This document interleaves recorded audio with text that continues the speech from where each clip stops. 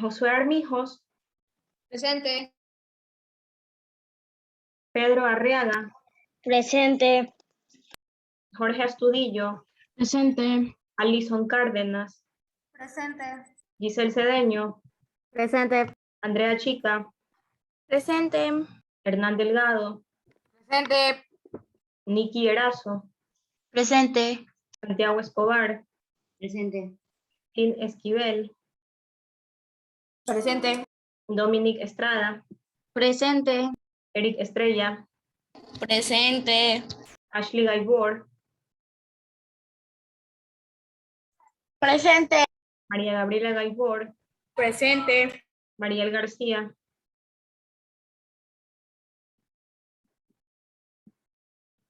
David Hualpa, Presente. Andrea Hualtasaca, Presente. Erika Guamán, Presente. Yao Guerrero, Presente. Pablo Guevara, Presente. Julieta Ibarra, Presente. Ian Icaza, Presente. Nayeli León, Presente. Ángel Mendoza, Presente. Adriano Molina, Presente. Leila Pacha, Presente. Lili Pacheco, Ariana Pozo, Presente. Maite Ramírez, Presente. Luis Salazar, Presente. Elvis Amaniego, Presente. Joaquín Sánchez, Presente. Dylan Sánchez, Presente. María Alejandra Soriano, Presente.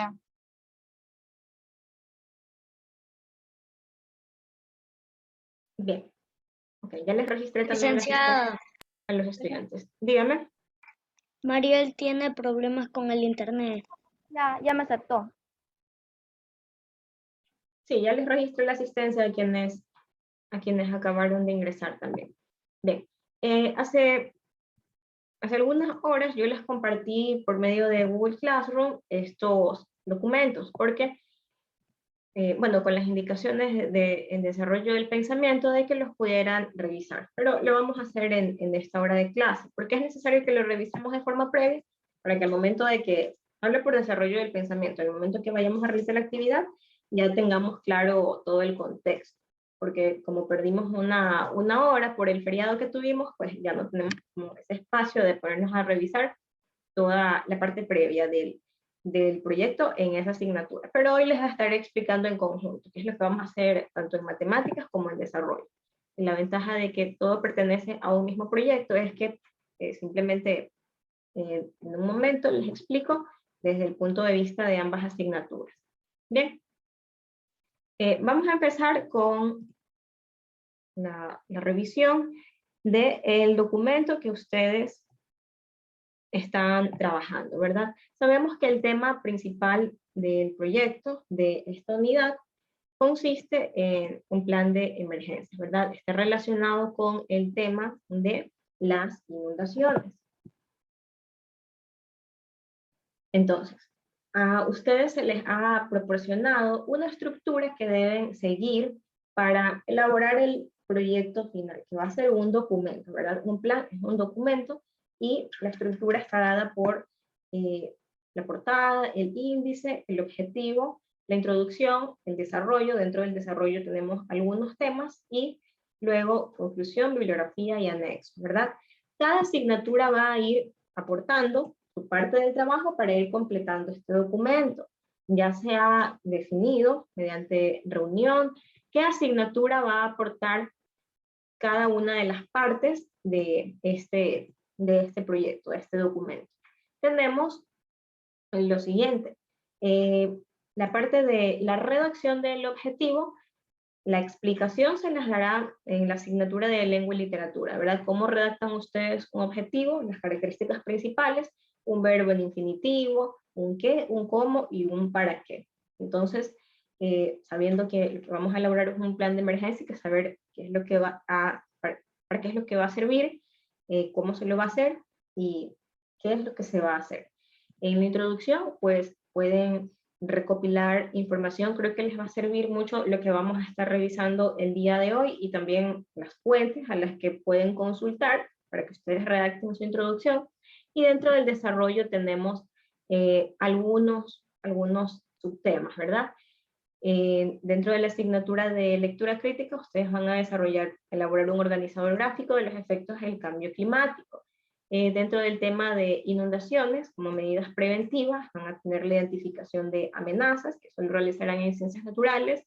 En matemáticas vamos a estar elaborando una gráfica sobre las precipitaciones, utilizando información del Instituto Nacional de Meteorología e Hidrología. Vamos a estar revisando esa parte también. En cuanto a la asignatura de ciencias naturales, van a tener cómo atenuar la situación durante las inundaciones. En cuanto a la prevención y control de las inundaciones, lo harán en lengua y literatura, y un plan de contingencia ante posibles inundaciones en estudios sociales. Luego, como soluciones, luego de que se han dado las inundaciones, esto lo estarán trabajando en ciencias naturales, y en desarrollo del pensamiento vamos a aportar a ese tema con la elaboración de un esquema gráfico con la estructura organizativa, definiendo los responsables y las funciones de un plan de emergencia ante las inundaciones. Entonces, vamos a estar centrándonos hoy en estos puntos. En matemáticas y en desarrollo del pensamiento. Ya sabemos dentro de qué parte vamos a colocar lo que trabajemos. Nuestro producto final en matemáticas va a ser un gráfico que relacione las precipitaciones para este periodo de tiempo. Ahora, si yo les menciono la palabra precipitaciones, probablemente a uno les suene familiar. Entonces, hoy vamos a estar revisando mucho contenido para informarnos y tener un contexto de todo, tanto desde el punto de vista de las inundaciones, como de la gestión de los riesgos y cuáles son los organismos que controlan aquí dentro del país estas situaciones de emergencia.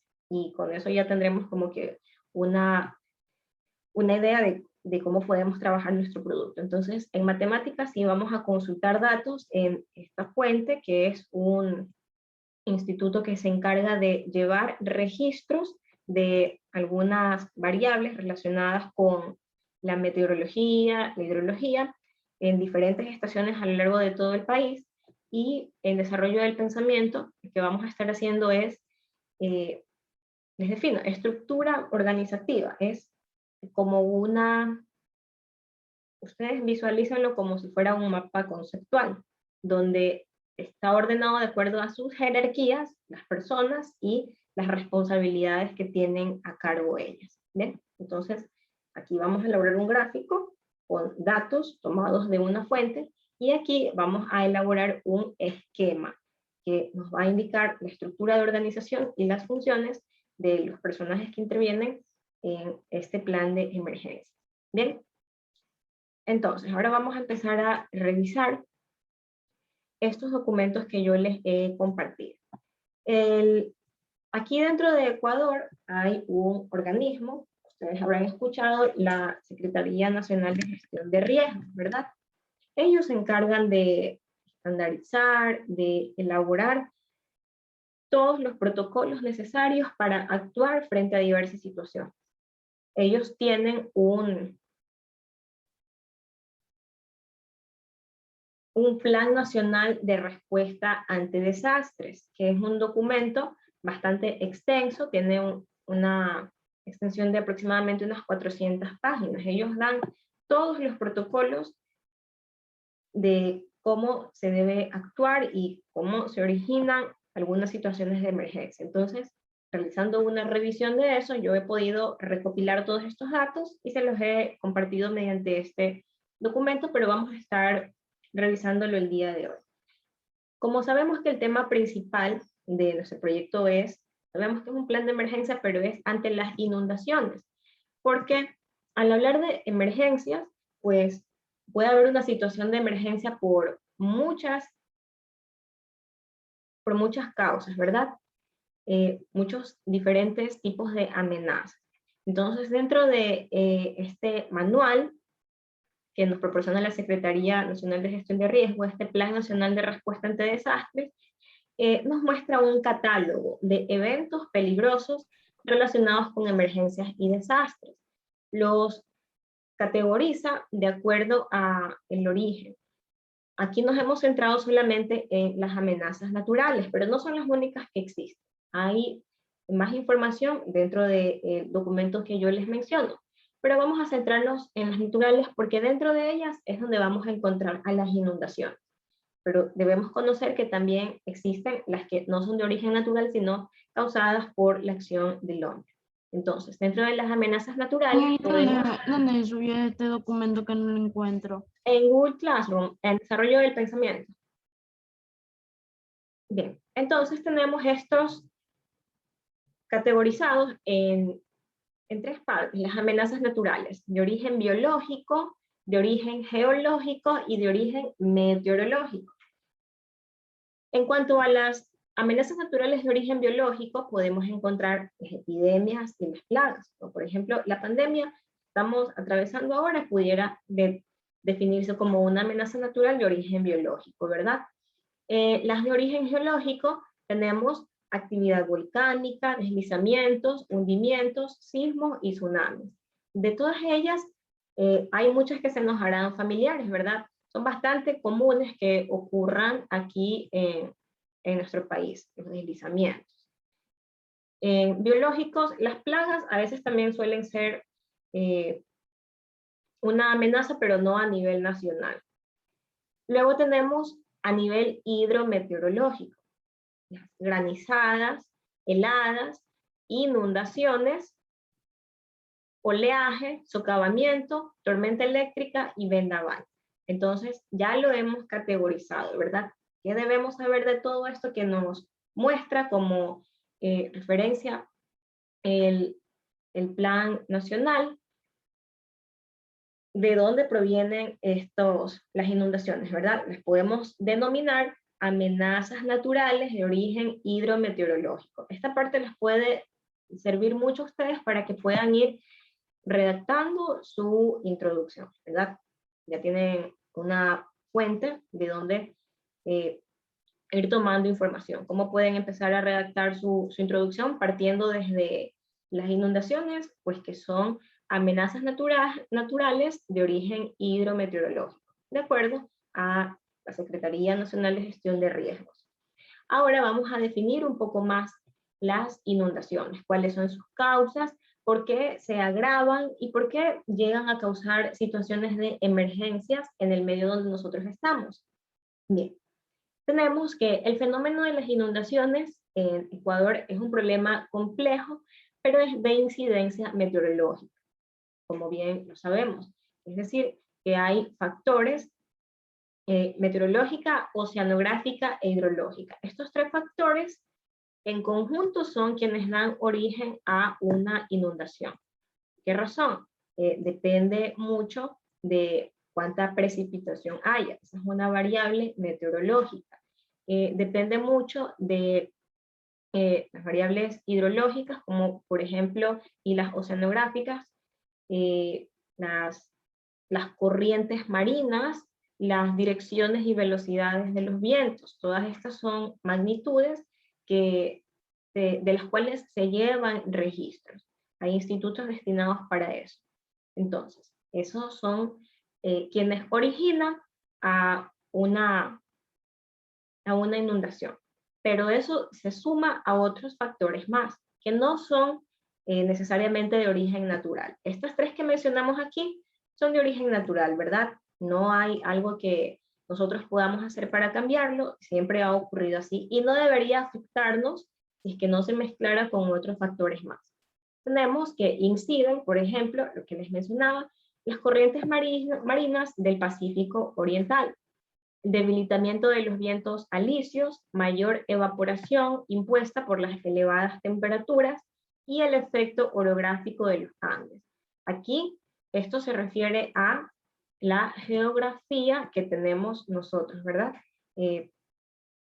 Sabemos que nos encontramos en la cordillera de los Andes y eso también influye, originando intensas y persistentes precipitaciones. Aquí hacemos énfasis en una palabra nueva, ya de pronto la escucharon al inicio cuando la mencioné. Cuando decimos precipitaciones, nos referimos a lo que nosotros comúnmente conocemos como lluvias. Es una palabra técnica de referirnos a las lluvias.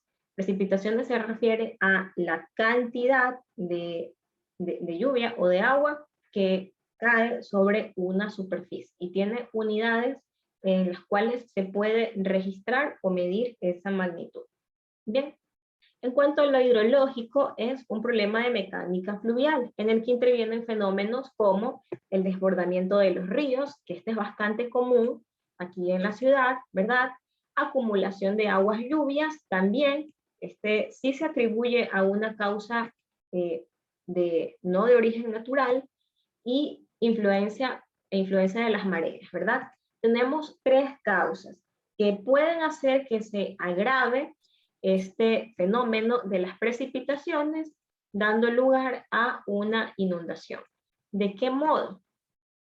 Las inundaciones en el Ecuador se presentan de manera recurrente, es decir, cada cierto periodo de tiempo se puede repetir, ¿verdad? Si nosotros podremos recordar o observar un patrón, tenemos que aproximadamente cada 2 o 3 años existe una inundación grave aquí dentro del país. Puede ser que pasemos 2 o 3 años con tal vez una inundación leve, una lluvia no tan intensa, pero llega un año donde la inundación sí afecta seriamente, ¿verdad?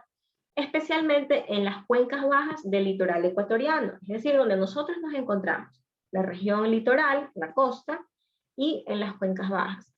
¿A qué nos referimos con cuencas? Todo el país está dividido, si nosotros queremos dividirlo de acuerdo a las provincias, conocemos los mapas provinciales, ¿verdad? Si queremos dividirlos de acuerdo a los cantones, tenemos mapas cantonales, pero también podemos dividirlos de acuerdo a las cuencas hidrográficas. Es una división en la cual se coloca dentro de ella a muchos, ¿cómo pudiera explicárselos? A muchos ríos que aportan a una fuente principal. Entonces, si habrán escuchado, la cuenca del río Guayas, ¿verdad? Es en la que nosotros nos encontramos, donde el principal río, es decir, el de orden superior, es el del río Guayas, que él recolecta el caudal que le aportan otros ríos de menor orden.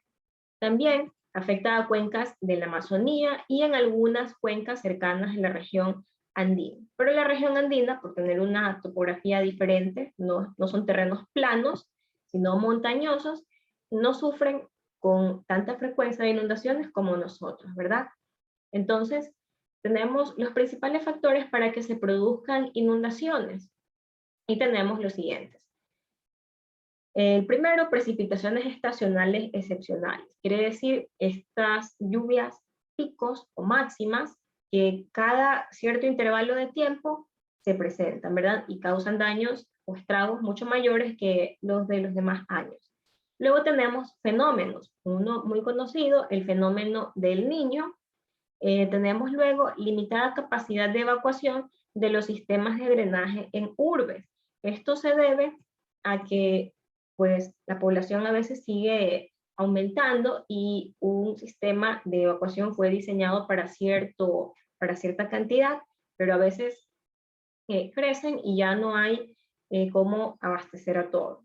Todo eso sumado a pues los factores contaminantes, ¿verdad? Como que a veces pueden estar tapadas algunas alcantarillas y no se permite el paso a el drenaje del agua. Luego tenemos represamiento de ríos, ruptura o desbordamiento de represas y represamientos, efectos asociados a volcanes, penetraciones marinas, marejadas y tsunamis, eventos meteorológicos extremos y ocupación de terrenos en zonas inundables. Esta también es una causa común aquí en la costa, ¿verdad? Dado que no se prepara en primer lugar una lotización y luego se construyen las viviendas, ya luego de haberle dado todos sus servicios básicos, sino que a veces suele ser al revés. Primero se producen los asentamientos en lugares que todavía no tienen los servicios básicos y después se realiza todo lo demás, ¿verdad? Entonces, hasta que ese proceso de proporcionarle servicios básicos a esa zona ocurra, si existe alguna lluvia, esa zona se va a ver, una lluvia fuerte, esa zona se va a ver bastante afectada. Como hemos podido notarlo, ¿verdad? Que es bastante común, que siempre son el tipo de zonas rurales, que están en asentamientos que aún no se encuentran con todos sus servicios básicos, que son quienes sufren mayores estragos en estas situaciones de emergencia. Bien, entonces ya sabemos de dónde se origina, cuáles son los factores que agravan a las inundaciones. Ahora, eso es todo lo que nos define el Plan Nacional de Respuesta ante Desastres, pero ellos también tienen una forma de proceder ante las emergencias. Y para eso, ellos tienen una estructura y una organización para poder coordinar cómo se actúa, cómo se enfrenta las emergencias y los desastres. Esa estructura y esta organización no es única ni específica para las inundaciones, sino para cualquier situación de emergencia. Entonces, tenemos que los comités de operaciones de emergencia, conocidos como COE, que los habremos escuchado mucho durante esta pandemia, ¿verdad? Son componentes del Sistema Nacional Descentralizado de Gestión de Riesgos. ¿Cuál es la responsabilidad de ellos? Es de planear y mantener la coordinación y operación conjunta entre diferentes niveles y funciones. Estas dos palabras son bastante claves, de las instituciones involucradas, porque no es solo una, en respuesta y atención a emergencias y desastres en un ámbito territorial definido. ¿Por qué hago énfasis en la parte que dice instituciones involucradas? Porque no es competencia de un solo organismo actuar ante una emergencia. Si, por ejemplo, ocurre una emergencia aquí en la ciudad de Milagro, de pronto nosotros pudiéramos creer que la responsabilidad solamente le corresponde a la municipalidad del cantón, pero hay otros organismos quienes también tienen funciones para actuar ante la emergencia, que no necesariamente pertenecen a la municipalidad. Ya vamos a ver cuáles son estos organismos. Entonces, existen niveles y funciones para cada una de estas instituciones que participan dando respuesta y atención a las emergencias y desastres en un ámbito territorial definido. No solamente las inundaciones, sino a cualquier emergencia que ya sabemos que puede presentarse de muchas maneras, ¿verdad? Las de origen natural son las que mencionamos aquí y existen muchas otras de diferentes orígenes. Luego tenemos que la principal competencia del Comité de Operaciones de Emergencias, COE, es identificar, analizar y emitir una resolución de problemas relacionados con la atención y asistencia poblacional. Entonces, ellos necesitan estructurar y vincular las capacidades de los tomadores de decisión. Aquí hay instituciones que deben tomar una decisión, pero eso no se lo hace al azar. Se tienen que registrar datos, se tienen que analizar los niveles de amenaza o de emergencia, si es que es algo muy grave, si es que es algo leve, y luego, de acuerdo a eso, se define quién es el encargado de tomar una decisión y de actuar. Bien, entonces tenemos, también es necesario un monitoreo permanente de la evolución del evento para saber si de pronto hubo una situación de riesgo que se categorizaba como emergencia, bastante grave, luego de la intervención ya cambió de categoría a una un poco más leve. Bien, entonces eso en cuanto a la revisión general de toda la información que nos proporciona el Sistema Nacional de Gestión de Riesgos dentro de su Plan Nacional de Respuesta ante Desastres.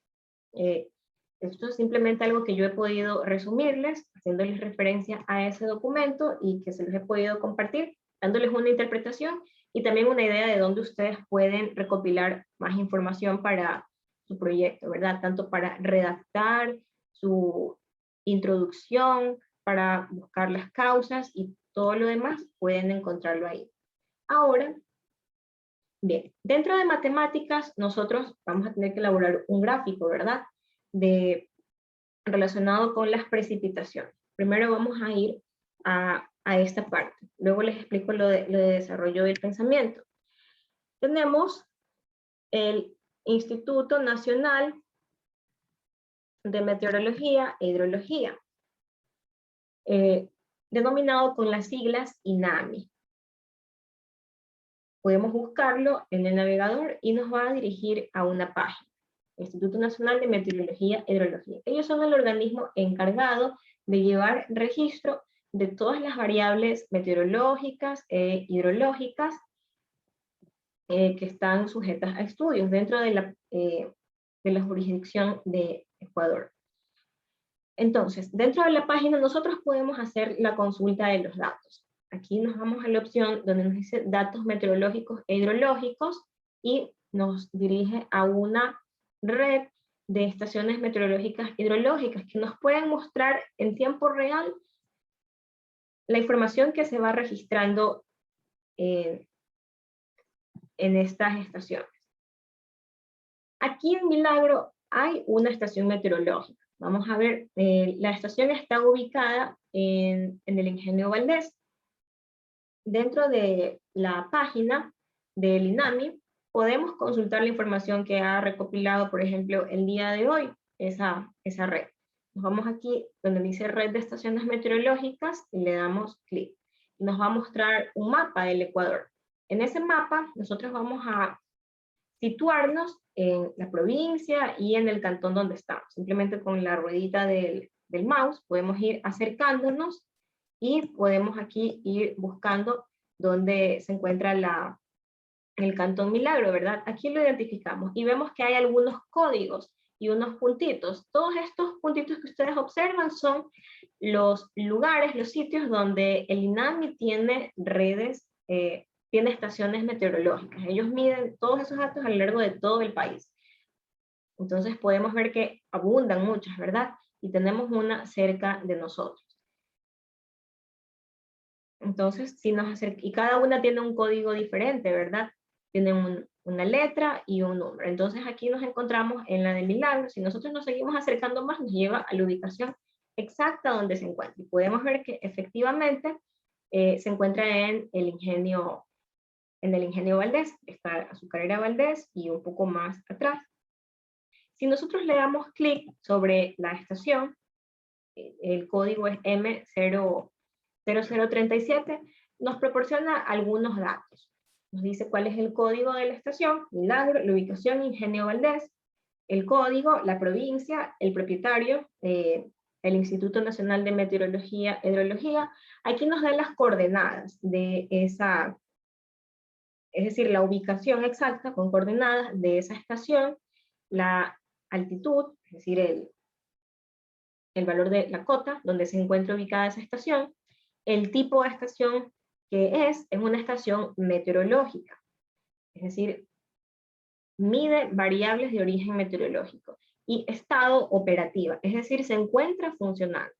Y le damos clic aquí, donde nos dice clic para ver datos, y nos va a mostrar el registro de lo que ha medido, por ejemplo, el día de hoy. Ha medido algunas variables, ha medido la humedad relativa del aire, la mínima, la instantánea, la mínima y la máxima. Ha medido las precipitaciones. Las precipitaciones se las miden en unidades de milímetros. Entonces, también ha medido la presión atmosférica, la temperatura del aire, instantánea, mínima y máxima, la dirección del viento.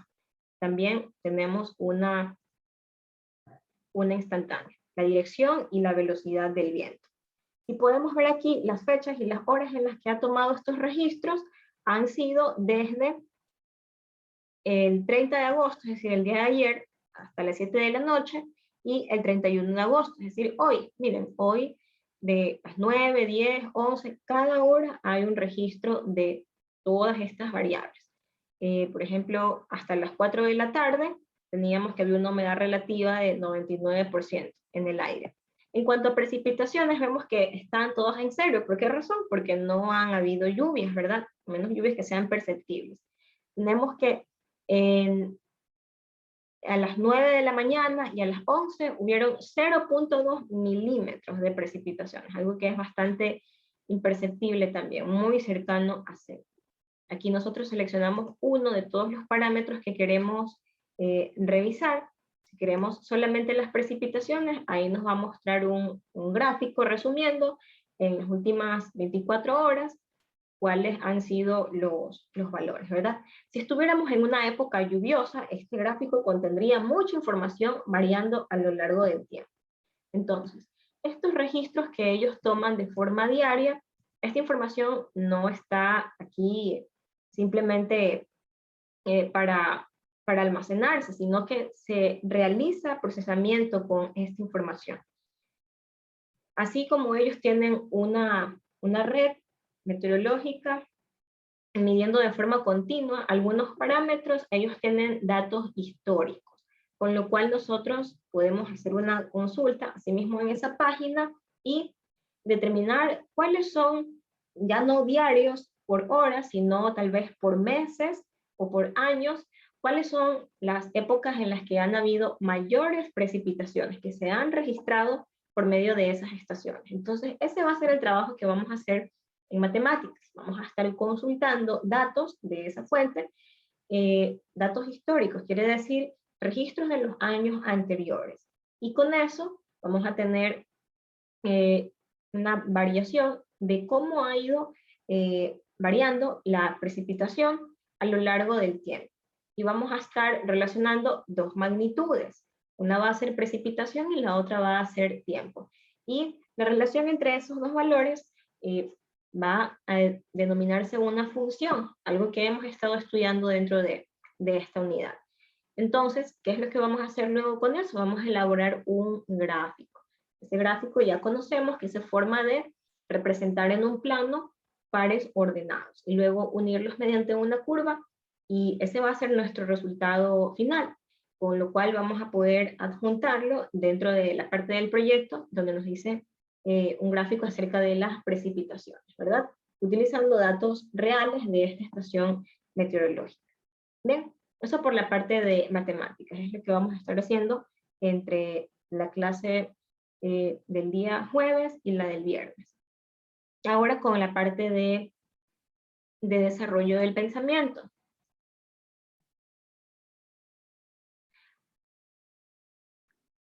Recordando la parte de la estructura y organización para la coordinación de la respuesta a emergencias y desastres, tenemos los organismos que intervienen. Entonces, este documento también, todo ha sido tomado de la Secretaría Nacional de Gestión de Riesgo. Ellos aquí indican cuáles son las funciones de cada uno de estos organismos. Tenemos que quien controla todo esto es el COE, ¿verdad? El Comité de Operaciones de Emergencia. Ellos no actúan de forma aislada. Ellos son los encargados de formar la estructura, pero cada grupo tiene su función. Entonces, la estructura general de los comités de operaciones de emergencia. El principal objetivo de ellos es asegurarse de que se cumpla lo que en la Constitución está estipulado, ¿verdad? Que toda persona tiene derecho a una vida digna. Incluso en situaciones de emergencia no se puede renunciar a ese derecho. Entonces, para asegurarse de que una persona tenga una vida digna, se definen unos parámetros que son indispensables, ¿verdad? Como lo son la salud, alimentación y nutrición, agua potable, vivienda, saneamiento ambiental. Estas pudieran denominarse imprescindibles. Y otras que también definen la vida digna de una persona, pero no son tanto de primera necesidad. Tenemos educación, trabajo y empleo, descanso y ocio, cultura física, vestido y seguridad social.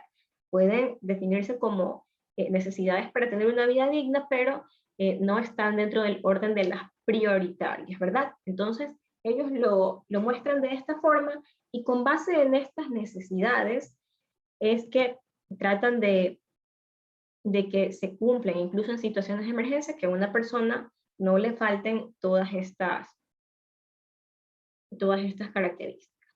Bien, entonces, de forma general, el COE tiene un esquema para optimizar los tiempos de coordinación. Ya cada quien sabe que cuando ocurre una emergencia, cómo tiene que actuar y cuál es su responsabilidad. Entonces, es importante que se tomen decisiones al momento de que ocurre la emergencia. Estas decisiones pueden ser plenarias o de asesoría técnica y científica. Quienes toman las decisiones plenarias son grupos de implementación técnica. Ellos son las denominadas mesas de trabajo, que pueden ser de atención ya sea humanitaria o complementaria. Ya vamos a estar estudiando cuáles son las funciones de estas mesas de trabajo, tanto de la humanitaria como de la complementaria. Y vamos a estar dándonos cuenta que se relacionan con lo que acabamos de mencionar, lo que una persona necesita para tener una vida digna. Luego, en asesoría técnica y científica, pues ya estarían todas las demás, las operaciones de respuesta.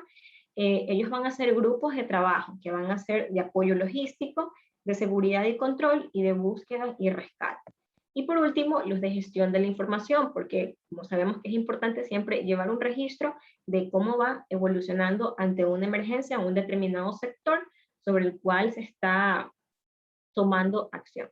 Entonces, vamos a ir desglosando toda esta parte general en cuanto a la toma de decisiones. Tenemos la gestión técnica, la de implementación. Sabemos que les corresponden a las mesas técnicas, ¿verdad? Y habíamos mencionado que existen de mesas técnicas de atención humanitaria y mesas técnicas de atención complementaria. Las de atención humanitaria son obligatorias. Y vamos a ver cuáles son las necesidades que ellas cubren. La primera mesa técnica humanitaria cubre agua segura, saneamiento y gestión de residuos. Salud y atención prehospitalaria, servicios básicos esenciales y gestión y alojamientos temporales y asistencia humanitaria. Podemos ver que son obligatorias y vamos a ver con cuál de las necesidades básicas se relacionan. Se relacionan con esta, con salud, alimentación y nutrición, agua potable, vivienda y saneamiento ambiental. Esas son las que cubren las mesas de trabajo de atención humanitaria. Y por eso es que son obligatorias, porque cubren las que son imprescindibles.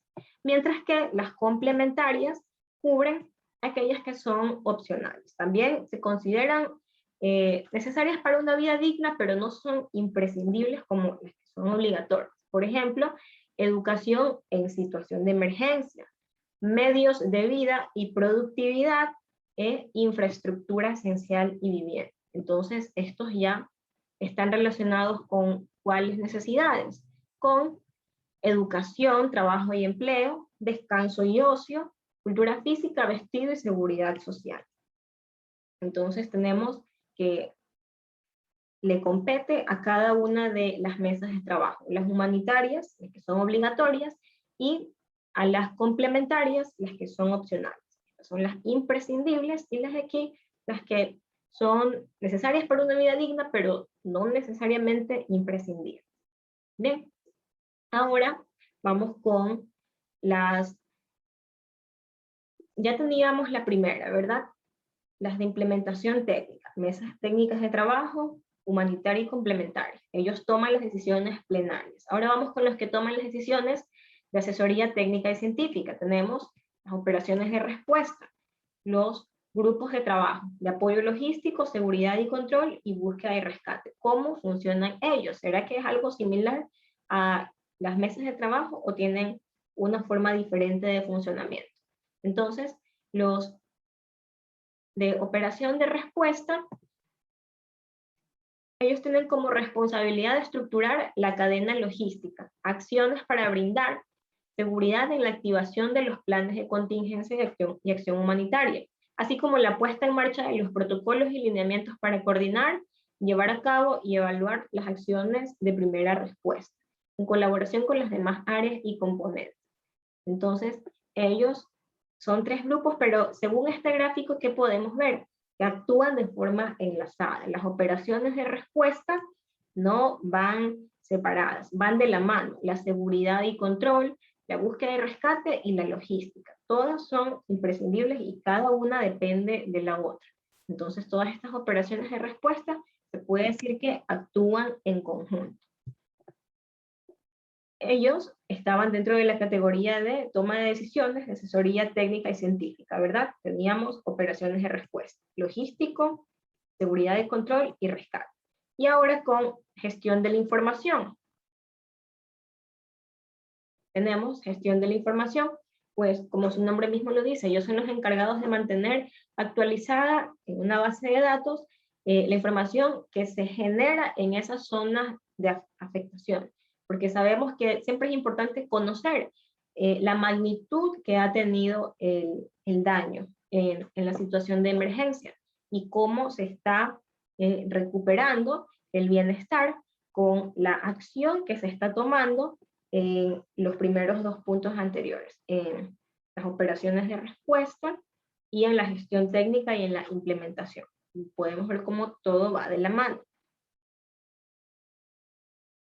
Entonces ellos son los encargados de recopilar la información.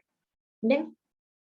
Y simplemente es un equipo que tenga la capacidad técnica y también los recursos para poder recopilar esta información, monitorear y eso va a permitir luego la toma de decisiones. Como por ejemplo en la pandemia, ¿verdad? ¿Cómo podemos saber si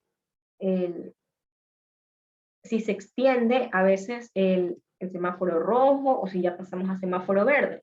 Se necesita tener un registro de datos reales de lo que está sucediendo. Entonces, estos son los organismos que intervienen en esto, los encargados de la gestión de la información.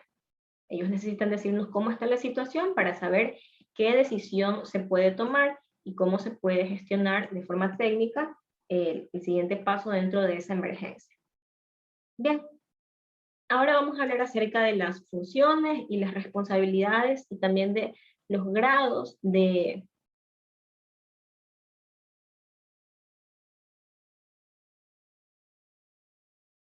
la gravedad de la emergencia. Entonces tenemos una estructura de mando y control. Define 3 niveles. Hay un nivel estratégico, táctico y operativo, que ellos tienen decisiones y plazos. Y aquí sí podemos observar. Hay autoridades que tienen el mando. ¿Qué nivel de mando tienen? Ellos tienen mando de coordinación y estrategia política. No es mando para tomar una decisión específica. Solamente pueden tomar decisiones respecto a eso. Descripción. Decisiones políticas a corto plazo, autoridades nacionales y gobiernos territoriales. ¿Quiénes son los responsables o quiénes dan soporte? Los ministerios y los gobiernos provinciales. Tenemos mandos de autoridad de coordinación técnica, solamente mando de coordinación táctica, decisiones tácticas a corto plazo, comités de operaciones de emergencia, el COE, instituciones y organismos integrantes del COE y sus distintos. Y coordinación técnica, mando de coordinación operativa, decisiones operativas de respuesta, plazo inmediato, entidades de primera respuesta y socorro y territoriales, como la Policía Nacional, el puesto de mando unificado y recurso humano y técnico y material de las entidades de socorro. Entonces, como podemos ver, a veces no es responsabilidad de la municipalidad de una ciudad dar la respuesta ante una emergencia, sino que quienes tienen los niveles de mando más altos son este tipo de autoridades, los ministerios, los gobiernos provinciales y el COE nacional. Entonces ya podemos ir entendiendo un poco mejor la estructura de algunas situaciones que nosotros hemos observado y a veces no comprendemos, ¿verdad? Porque no se actúa de forma inmediata quien nosotros pensamos que debería actuar, porque esa no es su función. Ahora, en cuanto a los niveles de respuesta, esta sí la vamos a asociar con las inundaciones específicamente. En cuanto a los niveles de respuesta que se les debe dar, están en una categoría desde el 1 hasta el 5, dependiendo de cómo se lo clasifique a la emergencia, si es que es de emergencia de baja complejidad, moderada o alta, si es que es de mando y control operativo, táctico o estratégico político, y en coordinación de quien está, ya sea a nivel local, cantonal o nacional. Tenemos, en cuanto a las descripciones, situación que es atendida con recursos locales sin exceder su capacidad. Es una emergencia de baja complejidad. Se la puede resolver a nivel local o de una comunidad. Es de nivel de mando y control operativo simplemente. Situación que es atendida con recursos locales, asignados y adicionales dispuestos para la respuesta a emergencias. Esa es una coordinación a nivel local, parroquial. Se considera una emergencia de moderada a baja complejidad. También tiene un nivel de mando y control operativo. Situación que supera las capacidades locales y cantonales y requiere apoyo provincial. Ahí ya se le considera a coordinación del nivel cantonal y provincial. Entre esos dos organismos deben actuar ante la emergencia. A esa se la puede clasificar como emergencia de alta complejidad y el nivel de mando y control es táctico. Asimismo tenemos más categorías. Ya cuando hay una situación que sobrepasa la capacidad provincial incluso, ella ya necesita de apoyo a nivel nacional. Entonces ahí ya es denominada un desastre y tiene un nivel de mando y control estratégico y político. Así como una situación que sobrepasa ya incluso la capacidad nacional, ellos ya necesitamos la ayuda de instituciones de ayuda internacional, ¿verdad? Cooperación internacional, cuando existe una catástrofe, y también es de nivel de mando y control estratégico político. Entonces podemos ver que se las categorizan de acuerdo al nivel de complejidades. Si nos ponemos dentro del contexto de una inundación, pues pudiera considerarse a nivel local, parroquial, o como máximo a nivel cantonal y provincial, ¿verdad? Porque más de eso no va a pasar una inundación. Entonces, el nivel de respuesta ante las inundaciones, dependiendo de qué tan grave sea, pudiera encontrarse entre 2 y 3, entre esos valores. Siendo 2 una inundación leve y 3 ya una que afecta incluso a varios cantones de una misma provincia.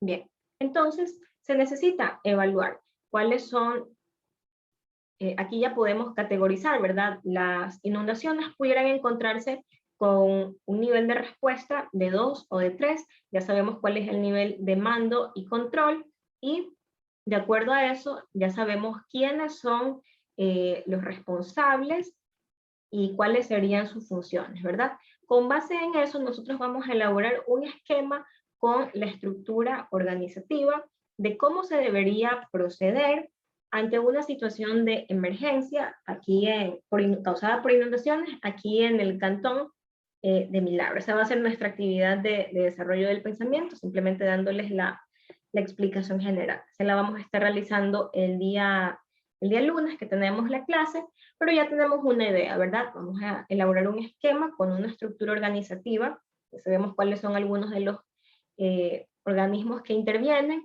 ya sabemos cuál es aproximadamente el nivel de la amenaza y cuáles serían las funciones que estipula el Sistema Nacional de Gestión de Riesgos en ese plan que ellos han elaborado para